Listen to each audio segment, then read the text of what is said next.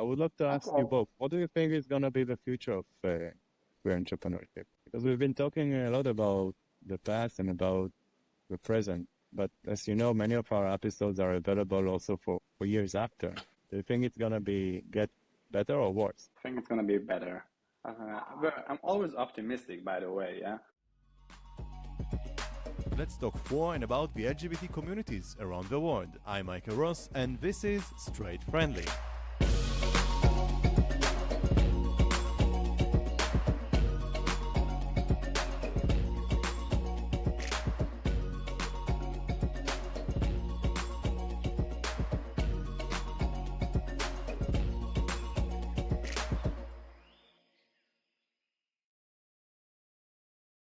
Hello, and welcome back to our entrepreneurial series here on Straight Friendly Global. On our previous episode, we've been talking generally about the four sectors of organizations, nonprofits, the governmental affairs sector, and here we will be focusing with the second sector, with businesses. We have our guest speakers, Barak Krips and Sarit Ben Shimol. Hello.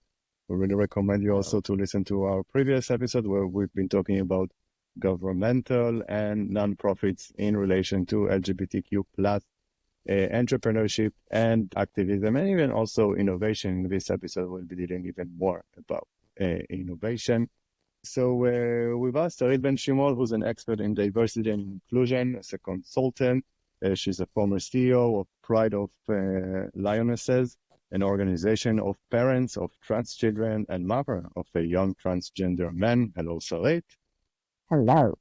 Great to be here And we again. have with us Barak Krips, who up until recently been the vice CEO of Hoshen, an Israeli nonprofit deals with education and social change and change making, where they create workshops and courses in order to understand the LGBTQ plus communities, and it also specializes with digital marketing. Hello, Barak.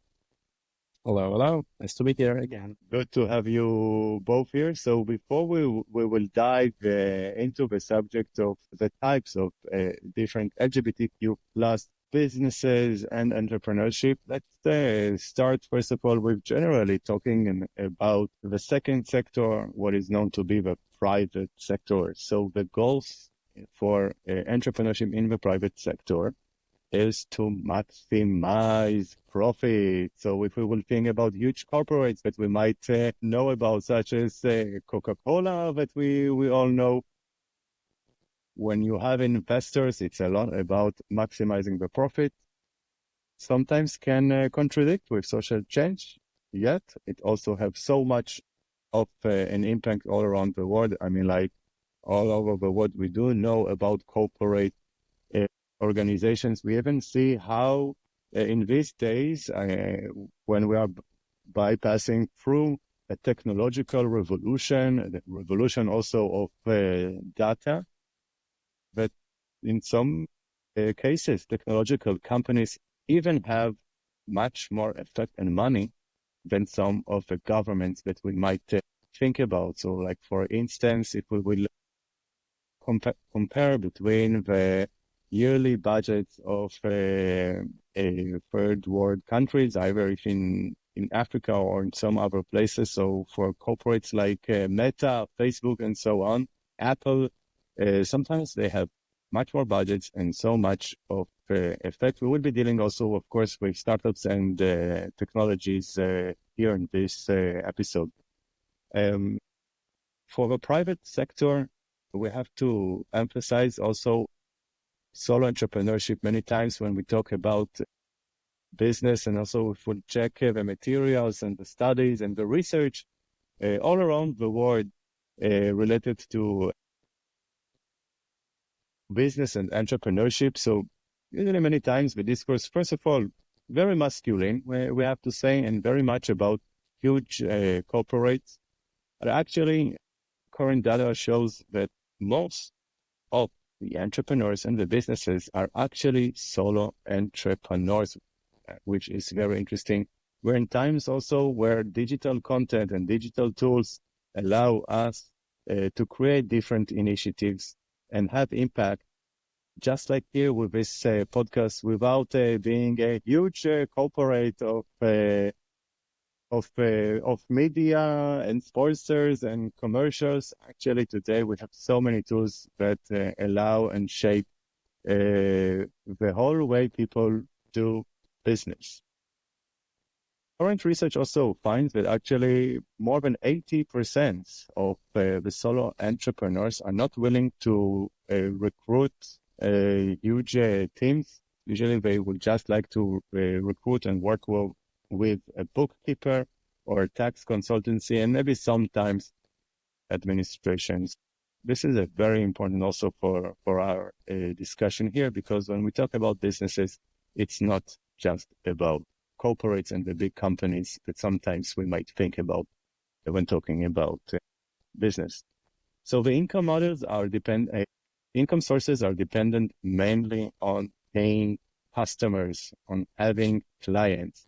So the competition is much, much, much harder, but at the same time, the efficiency, the agility works much, much faster. We can have examples of businesses like a small nail salon, which is growing to different branches and startups, as we have been talking about. So definitely, like, the pros are efficiency, competition, innovation, but with the cons, it's very difficult to manage a business. Very, very difficult. And we will also be dealing here what it's like to manage a business as a minority. Most of the businesses that we know about already in the first year, the majority actually fail.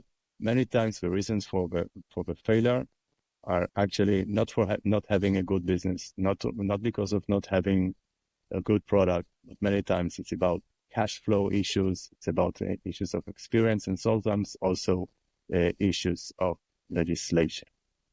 So before we dive into the different types of LGBTQ plus businesses and entrepreneurship, let's generally talk about business. So let's do business. Let's do business. Let's talk about the money. Let's talk about this Let's talk about sector money. that have the money. Yeah, and actually, both of you have some experience with businesses and corporates, and I think also, Sarit, you have a very interesting story that before having your current business, right? Like these days, you are also a previous episode. You've been talking about your involvement as an Israeli NGO that unites mothers of transgender kids and children. These days, you have also your own business. So you are actually solo entrepreneur as well, a business one. Definitely. But before all of that, you were working in another kind of corporate, right? Yeah, different kinds of corporate companies in different states and states. And I think that is very interesting because diversity is everywhere and they have several talents. If you're talking about money, okay. So it's known that if you have diverse, it increases, all your incomes because everything is more interesting and more innovative. And it looks different and you can, address different sectors and clients if you have diverse employees in your company. In one hand, they are strong to think, okay, we want to have diverse LGBTQ individuals and also other diversity sections, different genders, different religions. And on one hand, you want to have your employees from a big range of the community. On the other hand, you have the problem that sometimes you don't want your client to see that you are much diverse. And I give lectures in companies and I consult other companies all about, of course, story of my life and other things that is important to understand if you are trying to be diverse and inclusive about your employees and in general. And sometimes I hear but we think that this is going to be not comfortable for all our employees to see that we are talking about transgender and being a mother of a transgender. It's too much maybe for some people. Or if you want to be a very innovative company, but at your customer service, you want to have a transgender individual, you can also have a problem because you might lose money if if you're too progressive. And I think this is the double challenge because, as we said, it's all about money. And in one hand, you want to increase your income, you want to make change in the world. I can see it all over the place from lots of companies, um, Israeli and global, that it's important for them to show that they are open-minded and love for everyone, but also complicated. Not that easy because they have diverse people inside the company and among the customers, and it's not always easy to be that, okay, I'm going with the flag. Let's talk about the flag. Put the flag in front of your building. Is it okay? Everybody's gonna like it. Sometimes it's not that easy, and you have to make big choices. And they're very interesting choices that not always are comfortable for everybody else. Because if you're a startup company and like, okay, so we are like 10, 12 people, and you're all like, okay, very cute, and you understand everybody, and so it's easier. But as big as the company gets, it can be more complicated. But I can tell you that um, from my experience, um, it is more and more common to bring that issue up, and they understand how important it is to have that that kind of conversation or put it on the table, as we say, not just to say, okay, let's not talk about it too much. I think challenge, um, but it gets better, and I think it's important because also if you want to have other job opportunities for the LGBTQ plus individuals, you need companies that can have those people on board. And we have all the challenges of the non-binary people around that can make everybody uncomfortable. So I think there are big challenges around the whole idea of um, inclusion inside companies, and this is something that they all deal with. I do find diversity to be a very, very important topic, and we will definitely deal with that in this episode. But I would also love to hear from you, Barak, as someone who's dealing with digital marketing. So, is digital marketing for LGBTQ plus people, are you seeing some different tendencies, some different needs from your clients? It's interesting. Well, I can say like for Israel. In Israel, we are a very small community. And with small communities, it's rather you bring something amazing and everybody's like, I need to have it or I need to go there. Or we can be very suspicious because it's really hard to bring products or a new stuff, like in the US, for example. So we don't really have it here, like abroad. So we don't have small cafes and we don't have special products for LGBTQ plus people, like as the US, for example. But we do have lots of culture, a lot of culture. We have lots of parks, we have lots of events. And recently we have some studios for like beauty salons. But again, I'm talking about like couple of few, like four. free. So I think in order to speak with the community, you need to speak their own language, like how it's working right now. You need to understand what they're missing, what they need, and how to approach them. So you need to understand, again, the community. And sometimes it can be very easy because it's a small community. So you don't need to go like far-fetched, like think like crazy because it's here, it's around the corner, here in Tel Aviv or in Jerusalem. But as I said before, like we have lots of culture in Israel, which is very interesting because you can see a lot of people are creating like small parties or events and they can become huge. For example, I've heard a story a long time ago about some guy who got a small club in Tel Aviv. He brought some drag queens, he created like events, crazy events, and with the days, he become Ofernissim.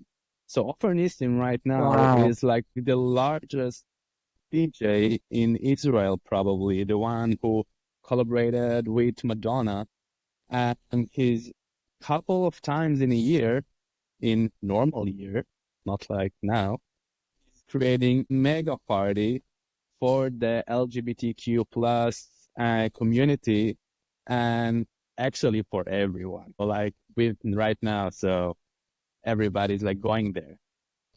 But he started small. He started in a basement in a small street in Tel Aviv. Wow. He had an idea. He had an idea and he had passion and he wanted to create culture for the community. But it's a business.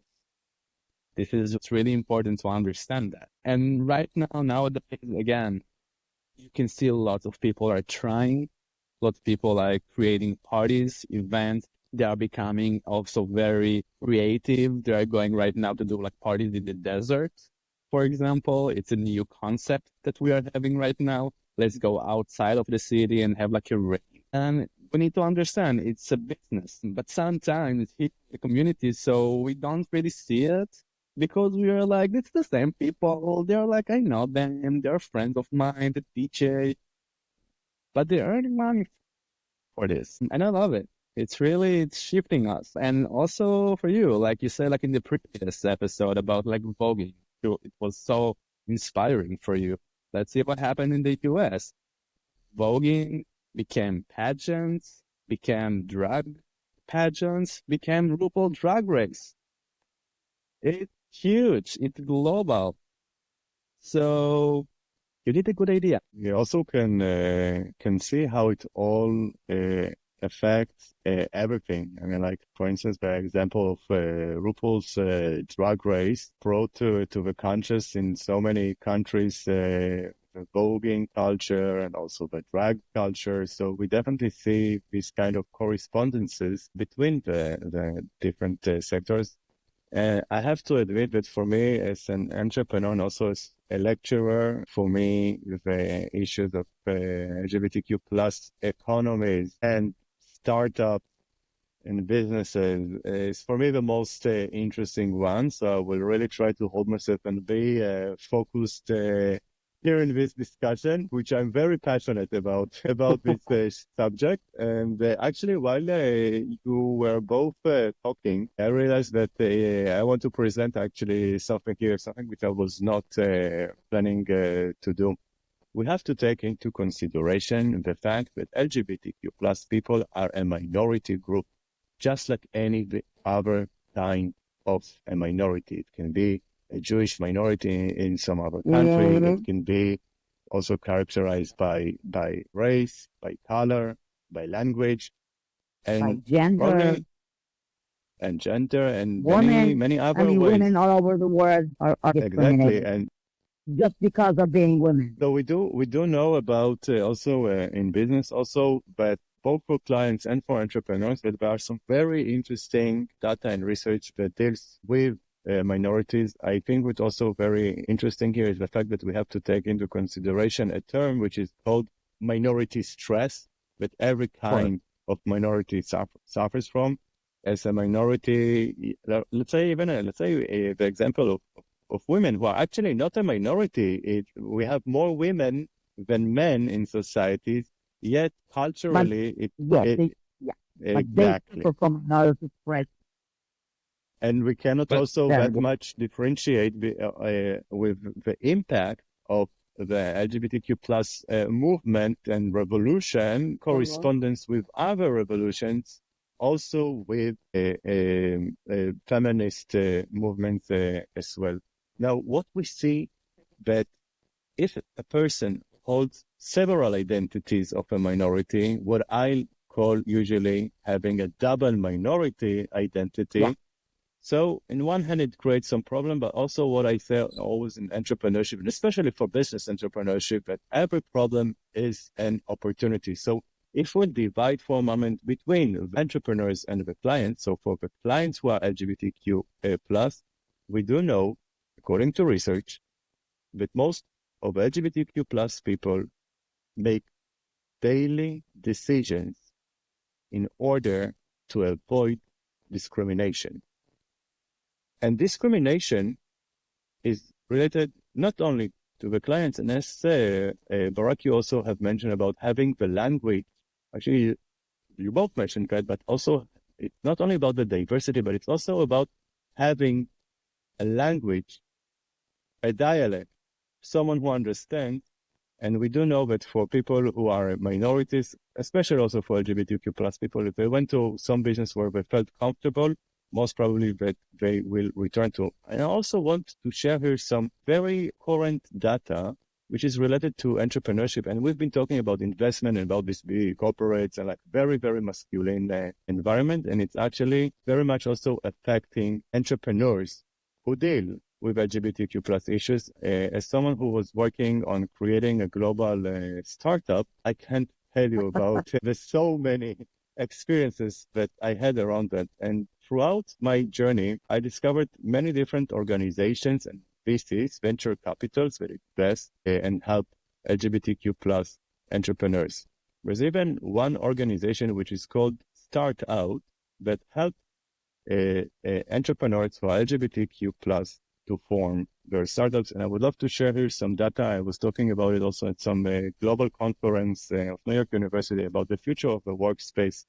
And what we can see here that Startup has found that starting LGBTQ plus founders, they created 36% more jobs Wow, and had 44% more exits. that is amazing. That is really amazing. It is related also to the discourse of minorities. As we know, 22%, another minority, let's say the Jewish minority, 22% of Nobel Prize winners are Jewish. This is another example of minorities. So actually, Wow, minorities that is and mind blowing. double minorities Yeah, can have so much of impact. So I will just finish here with the data, and then we will continue with our discussion here. And we didn't even get to the types of businesses. So what we can see also here that LGBTQ plus funders create 114% more patents, yet with 16% less funding compared to the average founder. And actually, some other current studies show that less than 0.5% of the 2.1 trillion in startup funding goes to LGBTQ founders. Initiatives like Start Out and Call for Capital are crucial in providing the support these founders needed.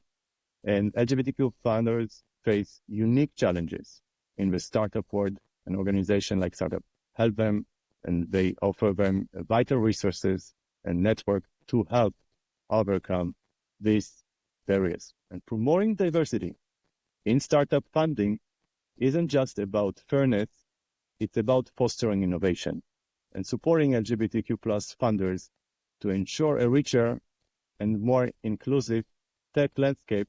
But just like with the queer revolution, it will not affect only startups and only LGBTQ plus people, but it can affect the entire world. Wow, that was a... I told you I'm passionate about this subject. that yes, is really absolutely. amazing. And I noticed that you made that slide, Barak, was speaking. That was great because this is insane. I love it when because I think that information is so important because sometimes we say things and if there is some base that you're talking about, it's like those amazing numbers that it just makes it more and more crucial. We need to do something about it and we need to talk about it and we need to open the doors for more LGBTQ people to have the courage to make that first step. This is so important. They need to have the opportunity because, as you mentioned, the minorities, they suffer so much. I think the key word is courage. It's something that we as LGBTQ plus community need to find in order to be ourselves. And when we find it, and when we're like changing our whole environment and perspective of the world, first of all, we're changing us, then we're changing the environment. If I have it in me, I can apply it to my future. I need to listen to myself. I'll need to listen to what into my guts, and to use my imagination in my brain. And then the world is ready. I think this is what we have. And minorities as well. Usually minorities can be like the underdogs. And we need to face lots of problems. They are trying to survive through the day from all the heterosexism around them and all the suffer that they can go through. So their minds are not clear. But when you can be yourself and you don't need to pretend to be someone else and try to make other people to like you, so you can put that aside and, okay, just try to thrive. This cannot happen if you don't have the opportunities. And this is like, it goes both ways. Because you need to have the courage to bring yourself out, and the people with the money need to give you the chance and the opportunity to, okay, open the door for you. Let's do it. Let's say I give you some money. This is the both ways. And this is exactly why the allyship is so important, because the money is everywhere. You cannot just wait for the LGBTQ community to support themselves. They need art, the heterosexual, to understand how important it is to give them the opportunity that they need. And as I always say, it's like just open the doors for them. It's our job. My job. You don't have to fight your own fight. And this is important if you want to improve the whole community. I think it's a very interesting discussion here that what we are having, because usually when we're talking about business, we're thinking about money, we might have some negative feelings around that, but we see actually that according to real data, when doing the right thing can be also very financially beneficial. Doing the right thing. Definitely. As I said in the previous episode, you don't need money to create art. And to be an entrepreneur is creating. It's to create something that you imagine it. And to imagine is kind of a form of an art. So, of course, we look for the money. We need money to exist, right? But you cannot think about it. You need to come with your passion, first of all, and then you'll get it. This is from my perspective, though. Giving her also another example. So, and first of all, so I decided to stop with each of the startup, but let's say in the startup words, you must fundraise. You cannot have a technological team without having the investment, with very huge investments of at least several million US dollars. Yet we do see some discrimination there. And I would like to emphasize that with some example, how diversity is so much important in business and queer entrepreneurship, how much it can affect the world. Because the need, once again, of this kind of entrepreneurs, and also I agree very much with what you said here about the courage and about doing the right thing as well. Also would like to give an example in the startup scene about dating apps. Many of us, at least the single one or the polyamorous one, probably know Tinder, right? One of the most popular dating apps. So actually, Tinder was created up to some other app. The first dating app in the world, which was based on geographical location, is actually Grindr. And Grindr started as a very small business. By the way, Yoel, one of the founders, the main founder, who is half Israeli. Many times as Israelis, we are very proud of some of the entrepreneurship with the cherry tomatoes and the chips and the ways that got global. So who knows? Also a Grindr here, although he's also an American. And what's very, very interesting about Grindr, that it was the first app to use geographical location. And the innovation here probably comes because of a real need. Because if I walk in the street, let's say, and I see someone and I'm not sure if they are LGBT or not, and if I will make some kind of mistake, I can go for some social sanctions. So it's really, really interesting how we can see the impact that LGBTQ plus entrepreneurs can have, not only for LGBTQ plus people, but generally affecting societies. And also we are aware of some different research that can show that if you want to understand what area or what neighborhood will be probably in the future gentrified, just go and check where the LGBT people are hanging. It's really interesting about Grindr. I want to take us back to the history of the gay community. If we think about it, during these, most of it in the 80s, 90s, people went to the docks or to the parks to find people like them. So if we think about it, they were walking or cruising in some areas and they were looking for people like them, the radios, you know? So basically, if we think about it, what Grindr did, took this kind of behavior and made it digital. Well, so it's really interesting to think about it like this. Well, entrepreneurs and people with startup, usually they take kind of behavior and they make it better, make it futuristic, digital, let's say. So it's really interesting. And this is why it works. It just like didn't brought us something that we don't know. They just made it smart.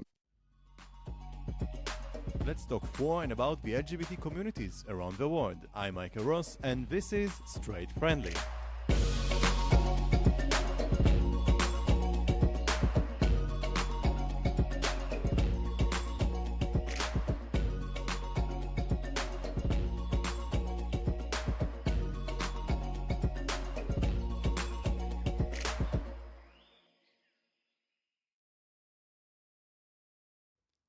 The production of this episode came to reality thanks to the support of the Friedrich Naumann Foundation for Freedom in Jerusalem. So we've been talking a lot about entrepreneurship and about business entrepreneurship. I think that this whole discourse is very, very, very interesting for all of us. But we promised we will also talk about the three types of LGBTQ plus businesses. And I have to say, this is some methodology which I created when I was working on creating some startup. By the way, one of the main reasons I decided not to do the startup right now, I decided to pause it. I was way too overloaded, with a lot of burnout, actually. And we will talk about it maybe in some other episode, because this is something which is also very crucial for entrepreneurs of any kind, of how not to burn out. Because we want people to be with our entrepreneurship, but it will be sustainable. We want and need more and more entrepreneurship in order to make the world that we live in to be a little bit better, at least a little bit. And as we all saw, we can have a lot of impact, and especially LGBTQ plus entrepreneurs or any kind of entrepreneur who want to do some impact.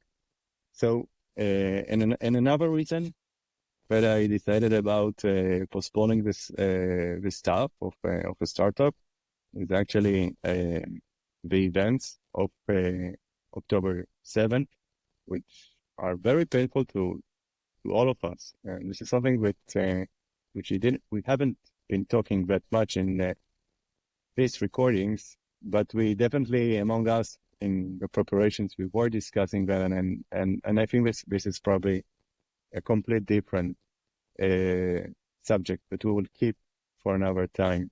But we do have to emphasize the fact that boycotting people who've been minorities or are minorities and being boycotted by others, suddenly being boycotted by some of our allies or who we thought to be allies, will be very, very difficult. And actually it also happened in the production of this podcast that we've been boycotted. And it's very, very fortunate because actually a lot of what we do is about connecting different people. So we definitely see how many subjects also are involved in entrepreneurship.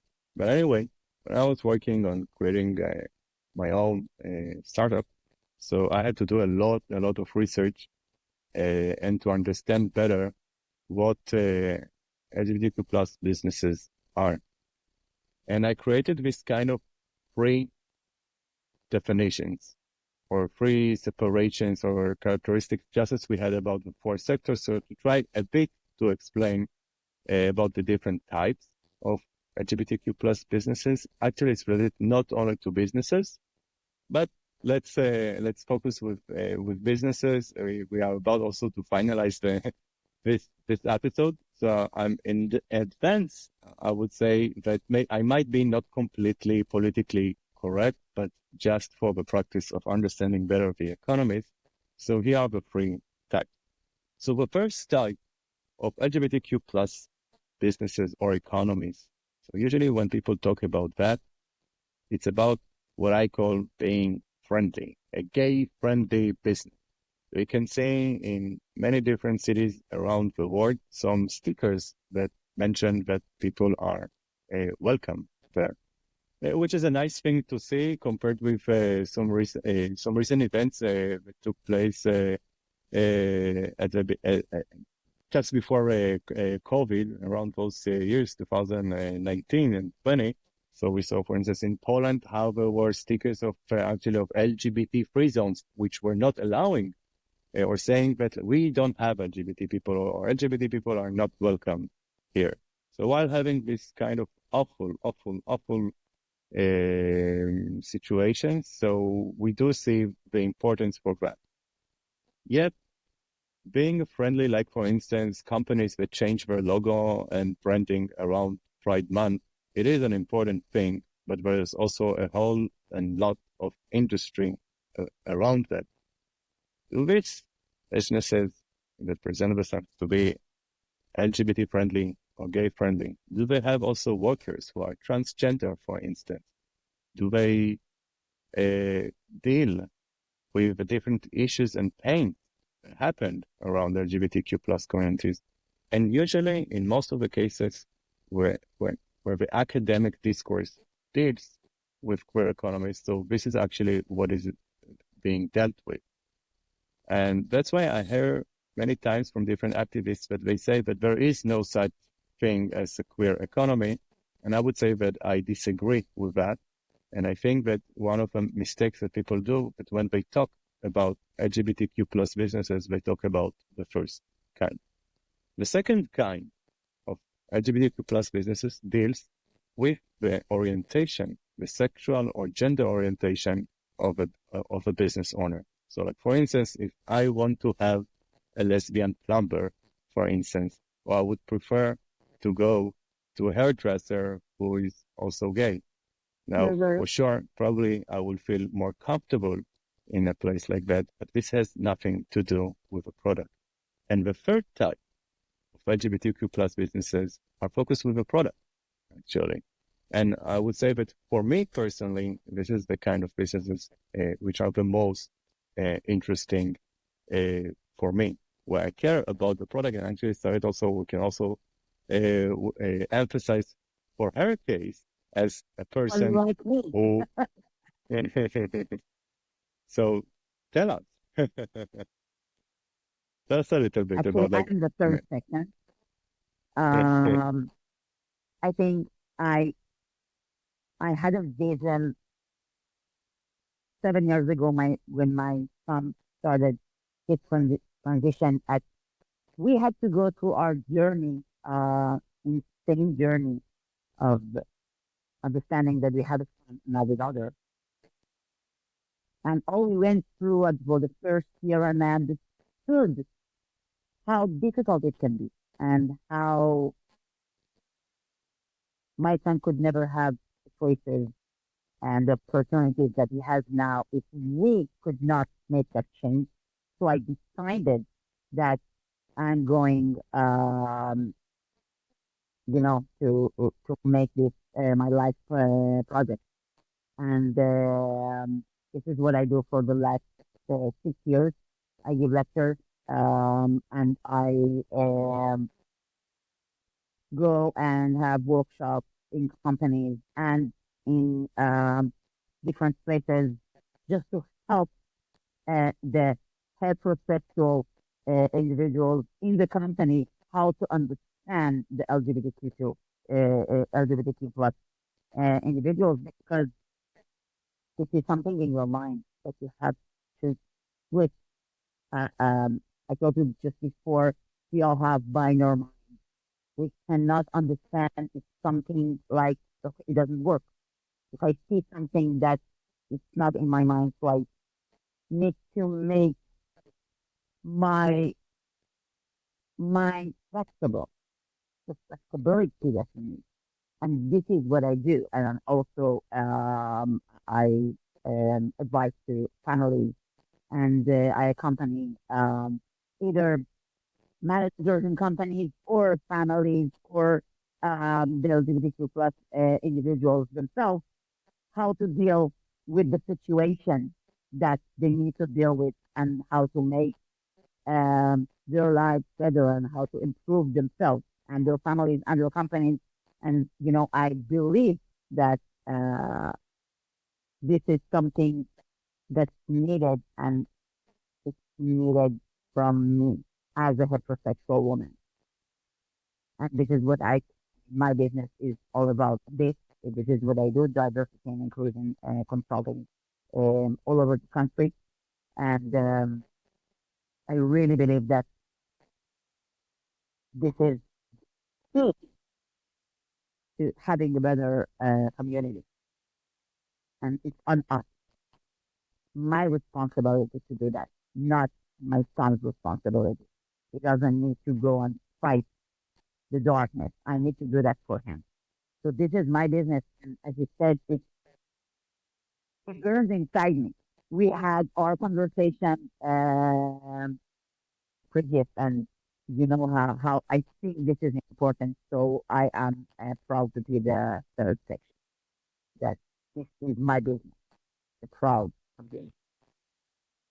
You are a mother. You are a real mother. And a fighter and a lion.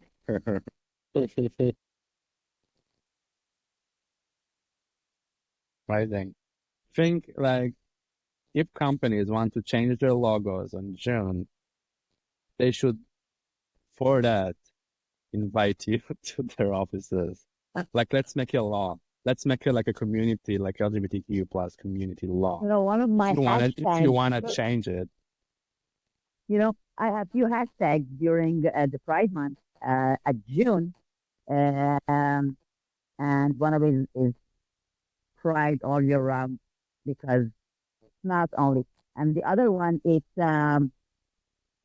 not only a colorful cupcake, because that becomes a big party, and just let's have colorful cocktails on the table and make different fruits, purple, red. Okay, that's not the point, because this is Yeah. one day. This is not the whole point. We These don't need to times are bring a done. drink. show to your company and say, okay, we have a party and that's it. There is 365 days a year that people need to work at your company. You have to Yes. take care of your employees. You have to take care of your clients, and you have um, a job of making this world better. You cannot just provide products to the world. You need Yes. to do something. And And I it's think this really is one of the important. And it's really important. And it's on us, the community, to go to the office where you work, to the HR or so on, and demand to bring people like Sarit or LGBTQ plus organization to course. talk, to do something that can impact the community. The era of cupcakes is officially done.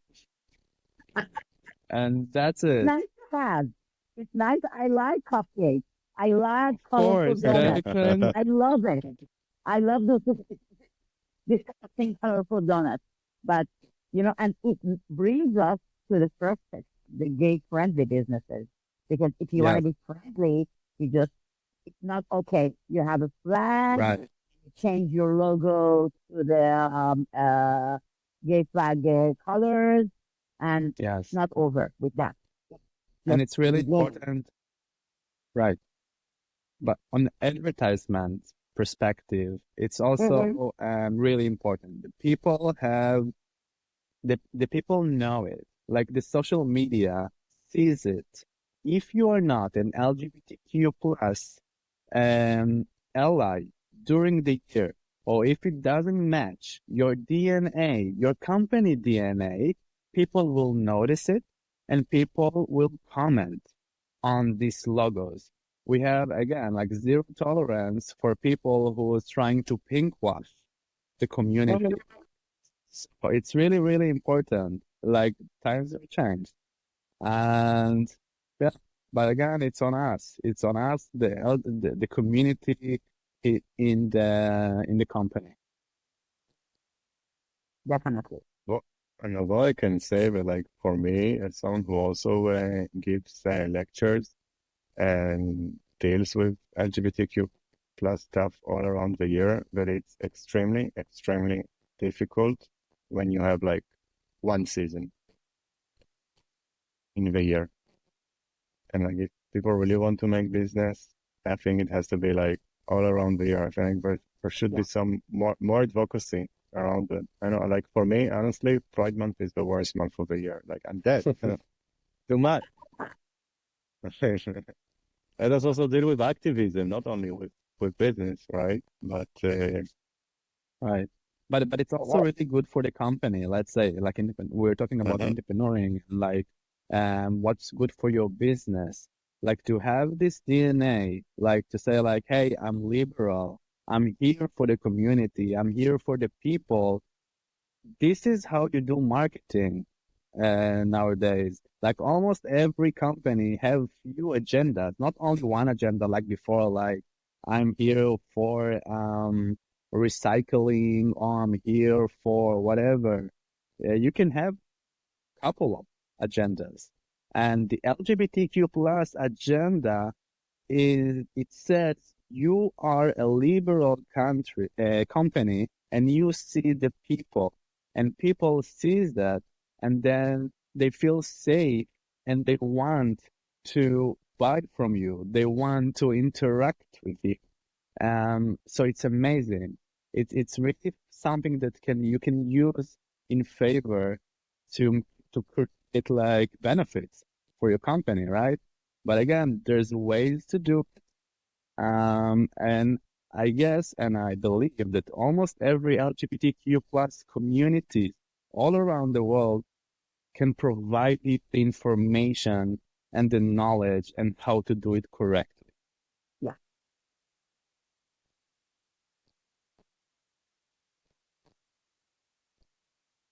Yeah. So I would like also to share some of my little bit experience as an entrepreneur who's focused very much actually in the product, which are designed for the LGBTQ plus people and solving real problems. And we will actually, in that way, also we will get to the conclusion at the end of the episode and these two episodes actually. I would say share from my personal experience as an entrepreneur who comes from Israel, and that market size is also a very important issue here. First of all, when we talk about the LGBTQ plus population, so it depends on what research we will be based on. But even if I will be pessimistic and I will point to the lowest number, we're talking about the fact that 7% of the populations, no matter where, are LGBTQ plus people. Doesn't matter if it's in Israel, if it's in France, or if it's Nigeria. It's the issue of if they will feel comfortable or not, and if they will come outside of the closet or not. And one of the reasons that the name of Strength Friendly is like that is because for me personally, I think that it's also very important to look on some larger market and audiences which are not only gay friendly or lesbian friendly, and not only LGBTQ plus, but also their surroundings are also very much affected. Their families, their friends, their managers, and so on and so on. So I do believe that there's also a much larger market for that. Yet, as an entrepreneur, I can say that, especially let's say with content creation, eventually, as an entrepreneur who runs business, you must have some enough income in order to cover the expenses and have a revenue and to maximize revenue. And when you create a product, let's say, which is only for Israelis, it's very difficult. I can give an example when we had to import from Europe to Israel Out TV, which is a gay TV channel. And I'm like, how many people already in a country that 9 million citizens live in it, how many LGBTs we already have? It will be less than 1 million. And I can share it from my experience, what I see as someone who's a digital nomad who's traveling all around the world and working with so many different economies and countries. But I do something which I a little bit miss or don't see enough in smaller countries, and maybe this is also raising some ethical question. But I see how in some countries, for instance, in the United States and in Canada, how there are different organizations like Chamber of Commerce's. Let's say in the United States, there's the NGLCC, which helps and connect between lots and lots of like dozens of thousands of LGBTQ plus entrepreneurs from all around. There's so many programs like that also in Canada, and it's quite big. I have to say that whenever I see that, I'm amazed by the size of it, as well as we also have the kind of venture capitals. But I feel like it is dependent on sizes, on market size, and maybe this is something in economy that maybe I believe should be a little bit fixed. And we do know how, and we've been talking about how like the minorities, double minorities, are some of the best entrepreneurs. But as we are going through discrimination in fundraising for startups, maybe there's also a need to make things to be more accessible for this kind of founders. Just some idea. I do see Startout and some other organizations that also have LGBTQ plus entrepreneurs who wants to create a startup, but it doesn't deal with the subject itself, with the product. And I think like real good entrepreneurship is about finding real problems and real good solutions. And I'm lacking of seeing enough think tanking and organizations that are locating different queer entrepreneurs from different countries where they can have a think tanking of how can we create the next startup that will fight loneliness within the LGBTQ plus communities. And we definitely see also how dating apps affected not only loneliness, but the use of drugs, of alcohol, of smoking, and so on. That's my personal observation for that. So would you like to add anything before we're done? Or actually, we're done here. I'm having so much fun with you guys. It was amazing. Had a great So time. thank you very, very, very much. So spontaneous, so amazing. I had gut feeling that it's gonna work out, and I had so much fun. It was such an interesting discourse, which I believe that it will affect so many entrepreneurs all around the world. I hope that we broke at least one stereotype or two and gave some practical information. So thank you very, very, very much. I had the best time. Thank you very much, Michael and Barak. Love you both. Thank you very, very I have much. Thank you, guys. And maybe last question, I would love to ask Okay. you both, what do you think is going to be the future of queer entrepreneurship? Because we've been talking a lot about the past and about the present, but as you know, many of our episodes are available also for years after. Do you think it's going to get better or worse? I think it's gonna be better. But I'm always optimistic, by the way. Yeah, I'm always optimistic. Well, But I I think about you. it's gonna be better, and I think we're gonna see more like, um, yeah, like to make our society better. This is what I feel, alongside high tech, of course. But I think we need it. We need to connect, to make real connection between people. And I think we're gonna see it, hopefully. And I wanted to add one more thing before we finish. If you want to make something new, you need fuel. Fuel needs to be financially and mentally. And I think we all need to work on the both sides of that because you need to make yourself better and have the courage to do the things. But you also need someone that believes in you and can give you the push that you need. So I can hope for the better that I think the best is yet to come. Especially that being an entrepreneur is living life on a roller coaster. That's for sure. I Yeah. think it's a very important insight. Thank you very much, Sarit and Barak. Thank you so much. Thank you very much. Have a good one.